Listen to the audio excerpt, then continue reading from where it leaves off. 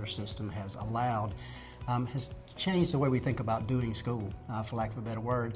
And we've brought in a fresh perspective as we've involved community members. Through our strategic planning process, we were able to intentionally tap community members to come in and bring insight into how we do school business. And like any business, you tend to get in a rut and you do things similar to the way you've done them in the past. And as we brought these members in and engaged them in the process of changing our school culture and climate, we developed a unique perspective on the decisions we've been making. And we saw these members, as they engaged in that process, become deeply involved in school business, and in the past they hadn't been.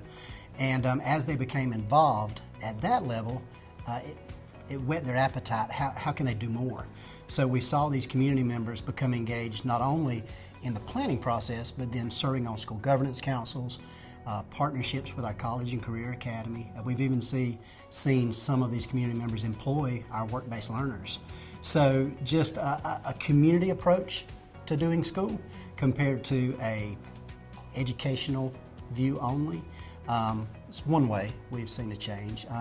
We've also seen flexibility in the way we can look for staff. I think across Georgia, across the nation, there is a shortage of teachers. And as we seek teachers, we've had to, again, look differently at how we're looking for candidates.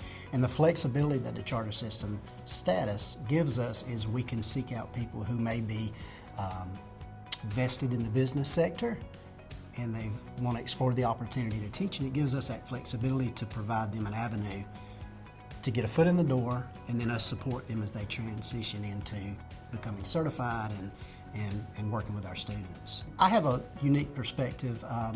This is my first year in this role, and previously I was an elementary school principal. So I was one of the early principals who were selected through the governance council model.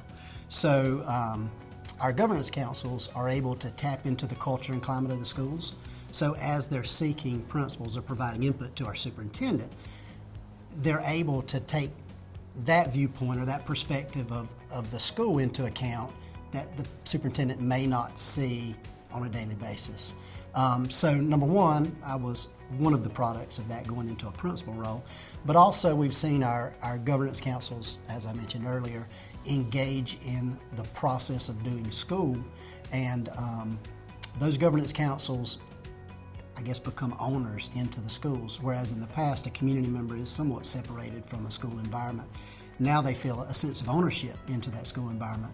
So they provide a level of support, all types of resources, financial probably being the least of those resources, but expertise.